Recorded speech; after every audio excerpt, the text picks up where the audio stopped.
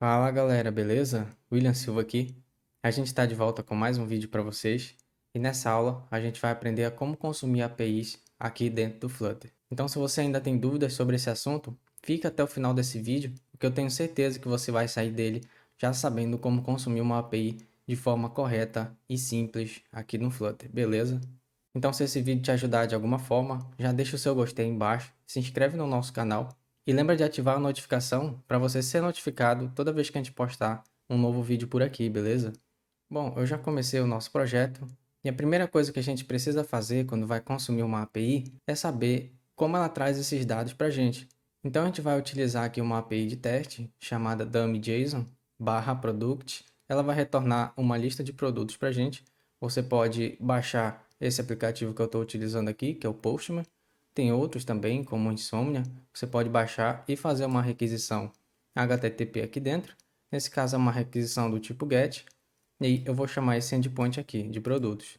E ele vai retornar uma lista de produtos para a gente, igual ele traz aqui embaixo. É só fazer o send, ele vai chamar de novo e ele retorna uma lista de produtos. Então a gente pode ver aqui que ele traz várias informações, traz o ID, traz o título do produto, a descrição.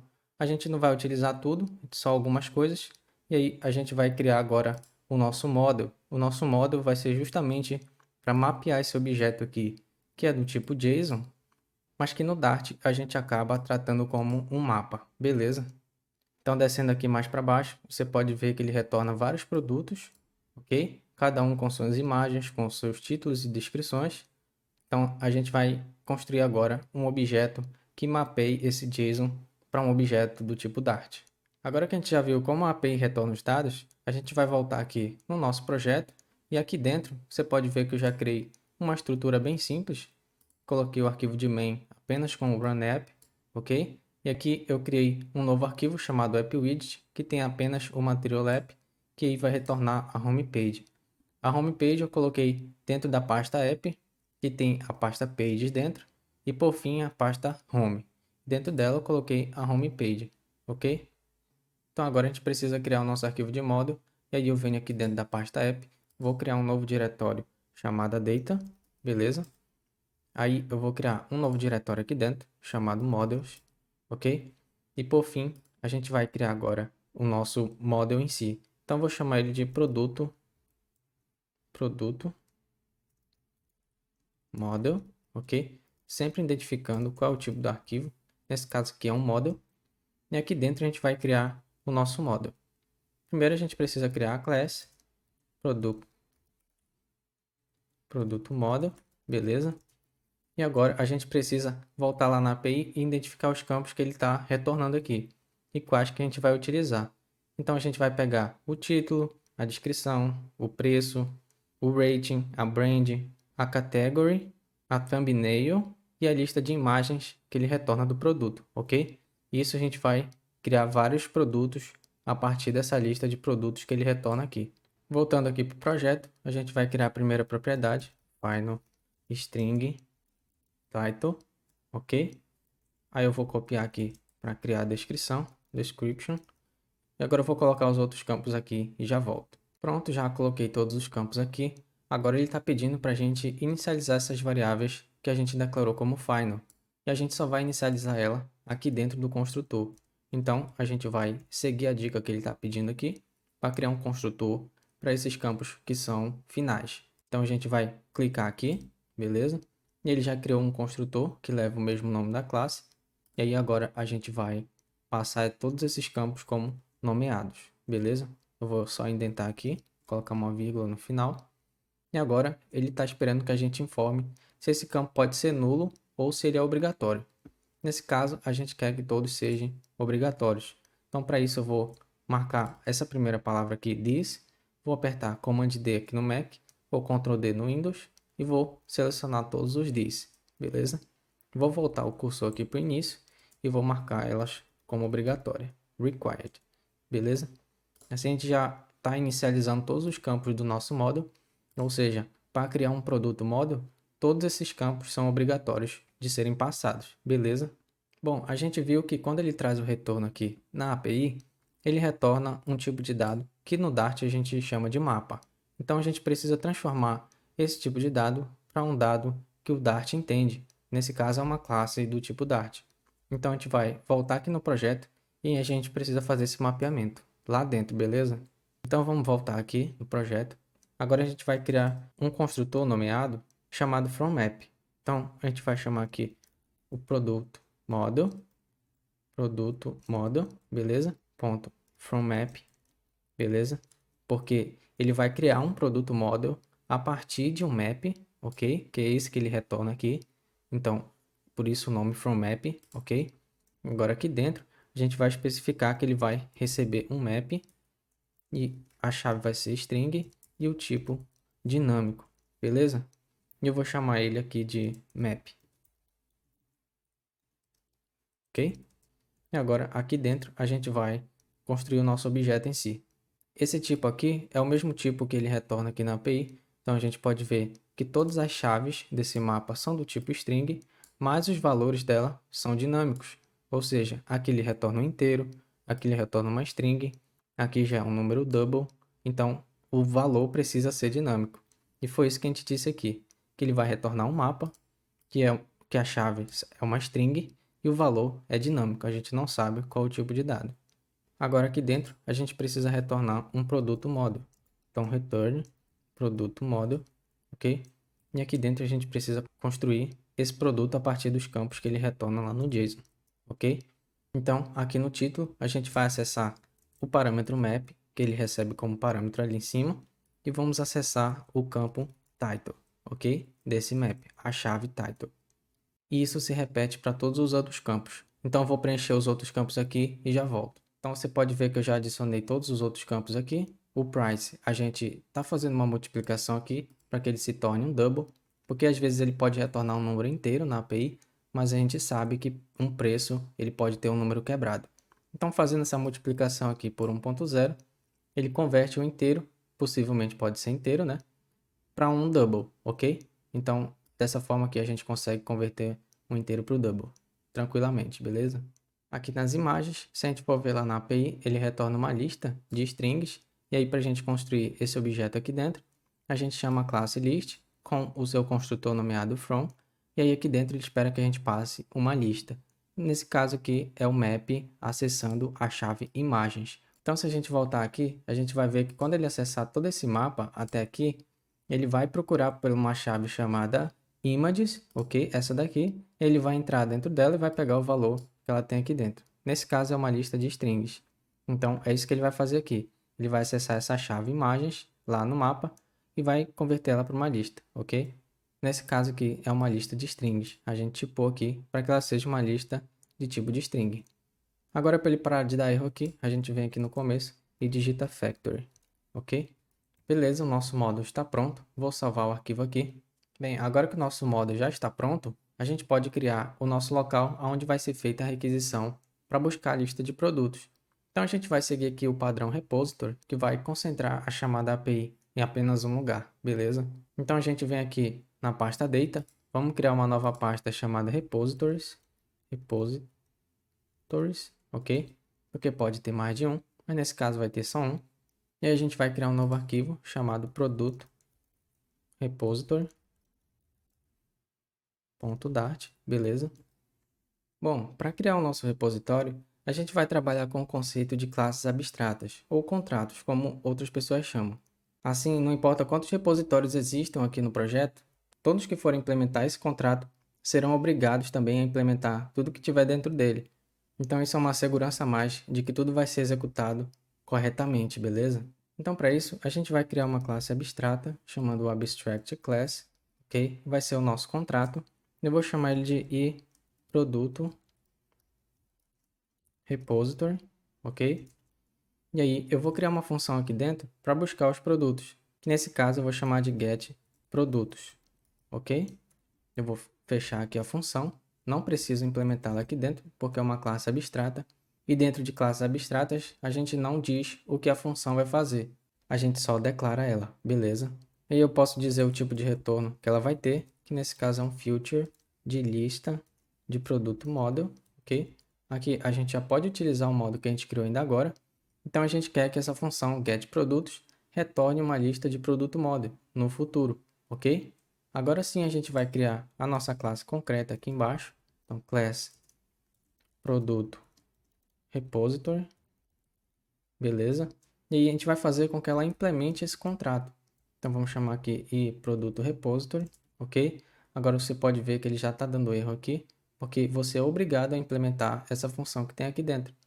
Como a gente não disse como ela vai fazer o get produtos, a gente só declarou ela aqui. Se você estiver implementando essa interface, você vai precisar dizer como ela vai buscar esses produtos. Então, é só vir aqui na dica e clicar em Create Override, beleza? Então, você pode ver que ele já adicionou aqui a função do get produtos e ele quer que você implemente o get produtos. Se você não fizer nada, ele vai lançar uma exceção aqui chamada Unimplemented Error, ok? Então, realmente, você precisa implementar essa função. Agora, para a gente conseguir continuar aqui a implementação do Get Produtos, a gente vai precisar de um cliente HTTP. Para isso, a gente vai utilizar um princípio do Solid chamado Dependency Inversion. Se você ainda não entende sobre esse princípio e nenhum outro princípio do Solid, eu recomendo você assistir essa playlist que está passando aí agora. Então, assim que terminar essa aula, clica aí na sugestão e dá um pulo lá para você aprender todos esses princípios que são muito importantes, beleza? Bom, então agora a gente vai precisar criar um novo diretório aqui dentro, chamado http, ok? E aqui dentro a gente vai criar um arquivo chamado http client, beleza? .dart. Aqui dentro a gente vai utilizar o mesmo princípio que a gente utilizou lá para o repositório. Então vamos criar aqui uma classe abstrata, abstract class, ok? Eu vou chamar ela de ihttp client. Posso fechar aqui. E eu vou criar uma função aqui dentro chamada get. E dentro dela a gente espera que ele passe uma string, ok? Obrigatória, chamada URL. Beleza? Posso fechar aqui e dizer que ela vai retornar um future. Beleza? Agora sim, a gente pode criar uma classe concreta aqui embaixo que implemente esse contrato lá de cima. Então a gente vai criar uma classe chamada http client, beleza? Que vai implementar essa interface lá de cima. Então, http client, beleza? Vou apertar Command ponto e vou clicar aqui em Create One Missing Override. Ele já vai adicionar a função aqui dentro para que eu possa implementar ela depois. Agora a gente precisa instalar o cliente HTTP que a gente vai utilizar aqui no projeto. Então, vou abrir o terminal aqui, Ctrl J, beleza? E aí eu venho aqui e digito flutter pub add http, beleza? Vou dar um Enter e ele vai instalar esse pacote para a gente. Pronto, já instalou. Vou fechar aqui o terminal. E aqui dentro da nossa classe, posso criar uma variável chamada client, beleza? Que vai receber o HTTP client que a gente acabou de instalar. Então, vou importar ele aqui em cima. Import HTTP, esse daqui, ó, http.dart. E eu vou dar um apelido para ele, HTTP, beleza? E aqui, voltando para a instância da nossa client, eu vou chamar o apelido que a gente criou lá em cima, http.client, ok? Assim a gente cria uma instância do cliente HTTP e armazena aqui nessa variável. Agora aqui dentro do get, que a gente ainda precisa implementar, a gente vai remover esse texto aqui de dentro. Vamos chamar o cliente que a gente criou lá em cima, .get. Agora esse get aqui já é do pacote, ok? Ó, http client. E aqui dentro a gente vai passar a URL que a gente recebe como parâmetro aqui em cima. Aqui eu escrevi UTL, na verdade é URL, vou corrigir aqui, beleza? URL. Esse cliente HTTP aqui espera que a gente passe uma URI, então a gente precisa converter essa string para uma URI. Para isso a gente vai chamar a classe URI.parse e passar a string aqui dentro da URL, beleza? Ele ainda está reclamando porque ele espera que a gente retorne no futuro alguma coisa. Então a gente vem aqui dentro e faz um return await, ok? A gente precisa aguardar com que essa requisição seja feita. Ele ainda está reclamando porque ele espera que essa função seja marcada como assíncrona. Pronto, já assumiu os erros. Se você tem dificuldade com esse conceito de programação assíncrona, vou deixar uma playlist passando aí também para você estudar lá depois. A gente fez várias aulas sobre esse assunto aqui, então depois dá um pulo lá, beleza? Pronto, já posso salvar aqui. E se a gente quisesse utilizar outro pacote para fazer as requisições HTTP, a gente poderia tranquilamente. Por exemplo, tem muita gente que utiliza o DIL e poderia muito bem aqui criar outra classe aqui embaixo, chamada DIL Client, que implementasse essa mesma interface que o HTTP Client está implementando aqui. E aí ela também seria obrigada a implementar essa função get, beleza? Dessa forma, o nosso repositório pode receber qualquer implementação do HTTP Client. Isso já faz com que o seu repositório não dependa de classes concretas, mas sim de abstrações. E esse é o princípio do Solid que a gente está utilizando aqui, que é o Dependency Inversion, beleza? Agora a gente já pode continuar a implementação da nossa função getProdutos. Para isso, a gente precisa de uma instância do client que vai fazer a requisição. E a gente vai receber aqui um final e HTTP client, ok? Eu vou chamar de client. E aí vamos inicializar ele no construtor, beleza? Vou colocar como obrigatório aqui no começo. Então vai ser um parâmetro obrigatório. Agora a gente pode vir aqui na função getProdutos e implementar ela de fato. Então primeiro a gente precisa utilizar a nossa variável client para fazer a aquisição. E aí a gente chama a função get e passa o URL aqui dentro. Vou colar ela aqui dentro. Pronto, já colei a URL aqui dentro. E aí a gente precisa aguardar com que essa requisição aconteça. Mais uma vez a gente vai utilizar a palavra wait. E aqui na função vamos marcar ela como assíncrona. Beleza? Assim que ele terminar de fazer essa requisição, ele vai retornar com uma resposta. E a gente vai armazenar ela numa variável. Então vou colocar aqui response recebe a resposta que ele entregar aqui depois. Beleza? Agora aqui embaixo a gente precisa verificar o status code dessa response. Então a gente vai verificar se a response.statusCode for igual a 200, então a gente vai construir a nossa lista de produtos, ok? Então o primeiro passo aqui dentro é a gente criar uma lista de produtos vazia, para a gente inicializar ela só depois. Então list de produto model, beleza? Lista de produto model, eu vou chamar ela de produtos e vou inicializar ela como vazia, ok? Aqui é um sinal de igual. Beleza. Próximo passo é a gente decodificar esse body que vem aqui na response, que é onde estão os dados dos produtos. Então a gente vai criar uma variável aqui chamada body, beleza? Que vai receber a resposta de uma função chamada JSON decode. E aqui no decode a gente vai passar o response.body, beleza? A gente precisa utilizar essa função aqui porque a resposta vem em formato de string. E aí ele transforma essa string para um map, beleza? Agora a gente precisa preencher essa lista de produtos que a gente criou aqui em cima. Então a gente vai acessar já o body, que já foi decodificado, agora ele é um map. Então como é um map, a gente pode acessar a chave que ele tem. E como é que a gente vai saber qual é a chave que ele precisa acessar? Bom, quando a gente chama o getProdutos, nesse endpoint aqui, a gente viu aqui que na resposta da API, ele retorna uma chave chamada produtos. Então é essa chave que a gente vai acessar. Então a gente vem aqui e digita products, apagar esse S aqui, beleza? E agora para percorrer essa lista de produtos, a gente vai chamar a função map e dentro dela a gente vai passar outra função anônima que vai percorrer todos esses itens dentro da lista. Então vou chamar uma função anônima aqui e para cada item dessa lista a gente vai criar um novo produto model e adicionar ele na lista. Então a gente faz dessa forma aqui, cria uma variável chamada produto model, beleza? Vou chamar de produto, que vai receber o produto model.fromMap.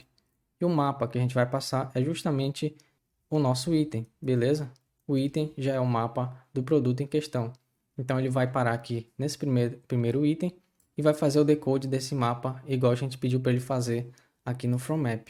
Então ele está esperando aqui que a gente passe o mapa no FromMap e ele vai pesquisar chave por chave e vai montar o nosso produto model e retornar ele no final, beleza? Voltando aqui para o produto repository, a gente precisa adicionar esse produto na lista que a gente criou lá em cima de produtos. Então, produtos.add e aí a gente adiciona o produto que foi criado. Aqui no final, a gente precisa adicionar uma função chamada toList, beleza? Para ele conseguir executar esse map aqui dentro. E por fim, a gente retorna a lista de produtos. Então, produtos. Beleza? Você pode ver que ele ainda está reclamando aqui em cima, porque ele espera que a gente retorne alguma coisa se o resultado não for igual a 200. Então a gente precisa verificar aqui se else if response.statusCode for igual a 404, que é quando ele não encontra o URL, aí a gente quer lançar uma exceção. Então para isso a gente chama a palavra throw beleza? Para lançar uma exceção. Agora, a gente precisa lançar uma exceção personalizada aqui dentro. Para isso, a gente vai criar um novo arquivo aqui dentro de HTTP chamado exceptions, ok? Exceptions.dart, beleza? E aqui dentro a gente vai criar uma classe que vai implementar a classe do Dart chamada exception. Então vamos criar ela aqui, class not found exception implements exception, beleza? E aqui dentro a gente vai criar uma propriedade chamada string message, beleza? Vamos inicializar ela aqui no construtor.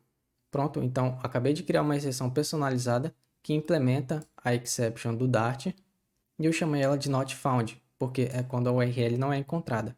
Então é essa exceção que a gente está tratando lá, ok? E a gente criou aqui também um atributo chamado message, que vai ajudar a gente a personalizar a mensagem também. Então vou salvar aqui, vou voltar no produto repository. Então se ele retornar um status code de 404, eu vou lançar essa exceção que eu acabei de criar. Então vou chamar aqui a not found exception, beleza? Passando uma mensagem. E a mensagem vai ser a seguinte: a URL informada não é válida. Beleza?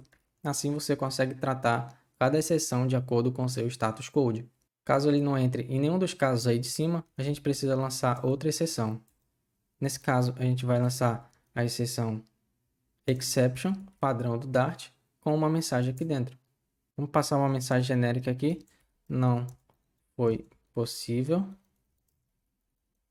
carregar os produtos. Beleza? Então, a gente já tratou aqui algumas exceções que podem acontecer, como a 404. Então, se eu trocar aqui essa URL para qualquer outra, ele vai dar 404 e vai lançar essa exceção lá na tela para gente. Agora já posso salvar aqui, o nosso repositório já está feito. Agora o próximo passo é a gente criar o arquivo que vai ser responsável por gerenciar o estado da nossa tela. Esse local, onde a gente costuma gerenciar o estado da nossa aplicação, a gente chama de Store. Então a gente vai vir aqui na pasta Home, vamos criar um novo arquivo chamado Stores, ok? Porque pode ter mais de um. E aqui dentro a gente vai criar uma Store, ou seja, um lugar para gerenciar o estado apenas dos produtos, beleza? Então a gente vai chamar aqui de produto Store, beleza? Ponto Dart. Então a gente já pode criar a nossa classe, que vai ser responsável por gerenciar o estado dos produtos. Eu vou chamar ela de produtos, produto Store, beleza? Vou fechar aqui. Bom, então quando a gente trabalha com assincronismo aqui no Flutter, existem pelo menos 3 tipos de estados que acontecem nesse momento, que seriam o loading, o state e o error. Então o loading é enquanto ele está fazendo a tarefa que leva algum tempo até ser finalizada, o state, que é quando ele termina e atualiza o estado da nossa tela com o resultado da resposta, e o erro, quando ele termina de fazer a tarefa assíncrona, mas não consegue finalizar com sucesso, ou finaliza com um erro. Então é exatamente isso que a gente vai fazer aqui agora. A gente precisa monitorar esses 3 estados aqui na nossa tela, enquanto ele faz a requisição lá para a API, beleza? Então a gente vai criar a primeira variável aqui para o loading. Então vou definir ela como final, value notifier, ok? E o tipo dela vai ser booleano, beleza? Vou chamar ela de isLoading. E ela vai receber o próprio value notifier. E aí já vou inicializar ela aqui como false, ok? Vou definir o tipo aqui também como booleano. Beleza? Ou seja, o estado inicial da nossa variável, que se tornou reativa por causa do value notify, é false, ok? Então, ele não vai exibir nenhum carregamento na tela, porque ela está sendo inicializada como false. Agora, o estado da nossa tela é uma lista de produtos, concorda? Então, a gente vai criar aqui uma variável do mesmo tipo, value notifier, ok? E o tipo do value notifier vai ser uma list de produto model, beleza? Produto model. E eu vou chamar ela de state, ok? E vou inicializá-la também com o value notify do tipo lista produto model. Então, eu vou inicializar ela aqui. E dentro do construtor, eu vou passar uma lista vazia. Beleza, a gente criou a nossa variável que vai guardar o nosso estado com a nossa lista de produtos. Agora a gente precisa criar aqui a variável que é reativa para o erro. Então, final value notifier, ok? Ela vai ser simplesmente uma string que a gente vai exibir na tela. Então, vou chamar aqui de error. beleza? E vou inicializar ela também aqui da mesma forma. Nesse caso, como uma string, eu vou inicializar ela como vazia. Pronto, a gente já criou as 3 variáveis que vão ser observadas aqui na nossa tela. E para elas serem observáveis, a gente utiliza a classe ValueNotifier, beleza? Agora aqui dentro, para a gente alterar os valores dessa variável, a gente precisa fazer a requisição ao nosso repositório. Então, a gente vai criar uma função aqui, getProdutos, ok?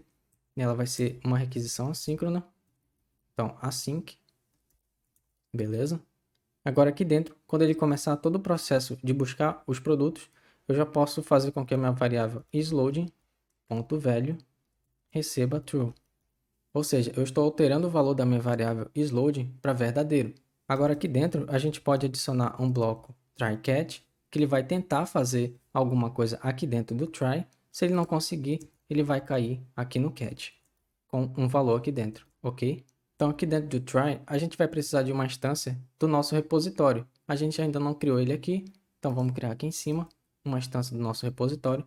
Só que como a gente está trabalhando com os princípios do Solid, de inversão de dependências, a gente precisa receber aqui uma implementação do nosso repositório. Porque assim a gente pode passar qualquer repositório que implemente o contrato de repositórios do produto, ok? Então a gente vai definir ela como final. Eu vou chamar iProdutoRepository, beleza? E vou chamar ela de repository. Agora eu vou inicializar ela aqui no construtor. Ele colocou aqui embaixo. Vou colocar esse parâmetro como obrigatório.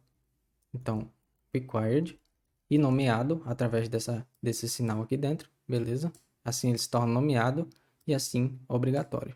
Aqui eu coloquei repository, então vou trocar e vou escrever corretamente repository. Então vou chamar aqui o nosso repositório, repository,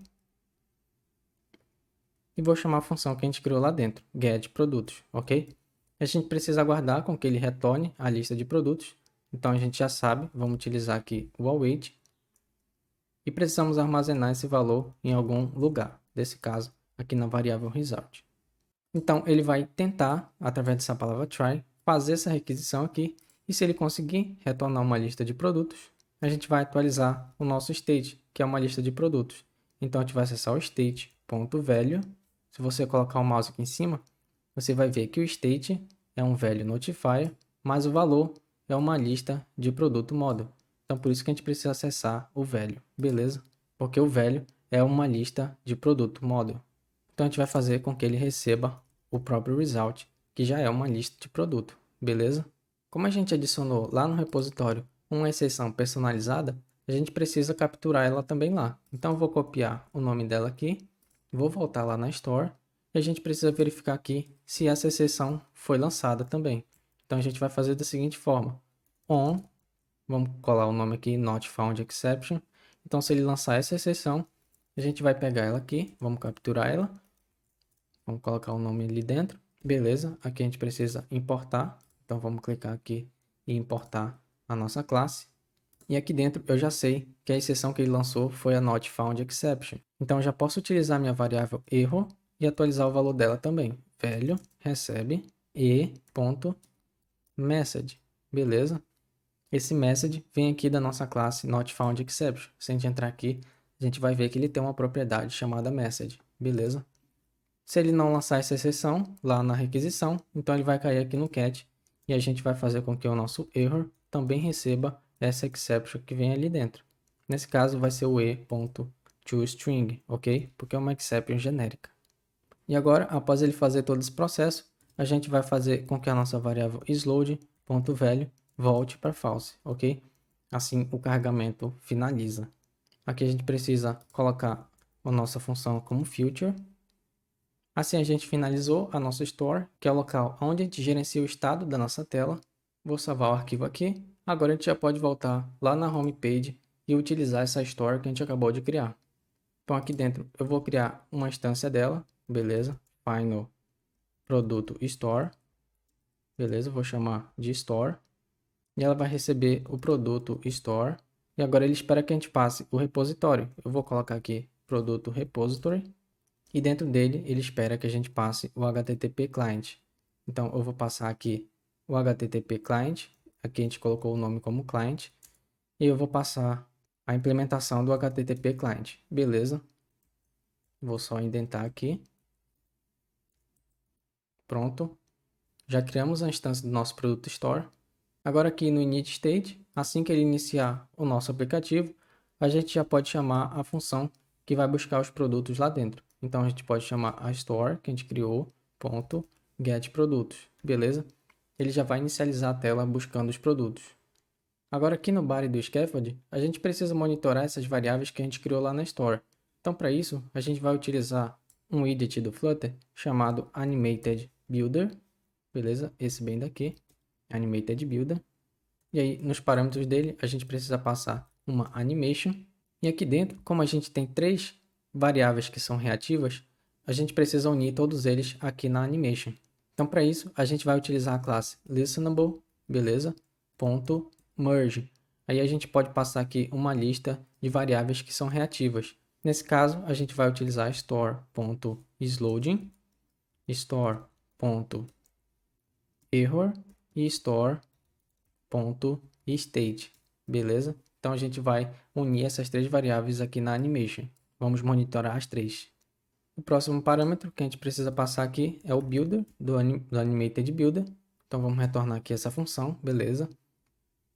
Agora a gente já pode verificar qual o estado que está sendo alterado lá na nossa store. Então primeiro a gente vai verificar o estado do loading. Então se a nossa store.isLoading ponto velho for igual a verdadeiro, a gente vai retornar no centro da tela um circular progress indicator, ok? Vamos colocar como constante. E aí a gente precisa verificar os outros estados agora. Bom, então já adicionei a verificação dos outros estados. Então aqui nessa verificação, se o nosso store.error.value is not empty, a gente viu lá que a store começa com um erro vazio. Então se ele não estiver vazio, é porque ele caiu aqui em algum dos catches. Então a gente precisa exibir esse erro aqui na tela. Então se o erro não estiver vazio, a gente vai exibir no centro da tela a mensagem do erro, ok? E eu coloquei um estilo aqui padrão. Depois aqui embaixo eu verifiquei o estado da nossa lista e se ela estiver vazia, eu exibo no centro da tela apenas um texto dizendo que não tem nenhum item na lista, ok? Se não, se existir algum item na lista, ele vai retornar esse list view separated aqui embaixo, ok? Assim que a gente salvar e executar o aplicativo, você vai ver como vai ficar essa listagem aqui dentro, ok? Então aqui no item count, a gente utiliza o tamanho de itens que tem lá no stage, que é a lista de produtos. E aqui eu vou exibir a imagem do produto. Aqui dentro eu vou exibir o título. E mais para baixo eu vou exibir o preço dele com a descrição, ok? E isso ele vai fazer para cada item da lista. Então eu vou salvar o arquivo. Vou reiniciar o aplicativo, ok? Vou fechar aqui do lado e vou reiniciar. E a gente já deve ver ele mostrar a lista de produtos aqui dentro, ok?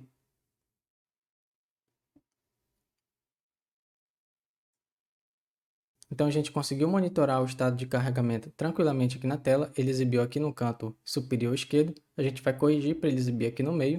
E depois, quando ele conseguiu buscar a lista de produtos, ele converteu para uma classe aqui do Dart, construiu a lista de produtos e exibiu aqui na tela para a gente. Então você pode ver que ele construiu aqui tranquilamente toda a lista de produtos que veio lá da API, ok? Cada uma com a sua imagem, valor e descrição. Então, para exibir o carregamento no centro da tela, a gente só vai colocar ele aqui dentro de um center, ok? E a gente vai retirar esse const daqui e vamos colocar do lado de fora. Beleza, vou salvar, vou reiniciar novamente o aplicativo. Pronto, ele já conseguiu carregar a lista de produtos novamente aqui para a gente, já exibindo o carregamento no centro da tela.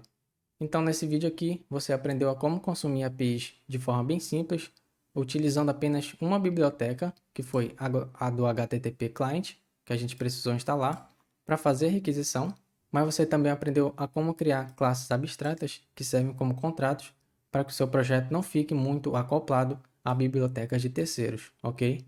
Você aprendeu também a como alterar o estado das suas variáveis que são reativas, utilizando o value notifier, e aprendeu também a como monitorar todos esses estados aqui na tela, utilizando o Animated Builder. Então, se ficou alguma dúvida sobre esse vídeo, deixe o seu comentário aí embaixo que a gente vai responder. E se você gostou dessa aula, deixe o seu gostei aí embaixo, porque isso ajuda a gente a continuar a trazer mais conteúdos para vocês. Compartilhe esse vídeo com seus amigos que ainda têm dificuldade em consumir APIs no Flutter. Não se esqueça de se inscrever no canal também. E é isso, te espero no próximo vídeo. Falou!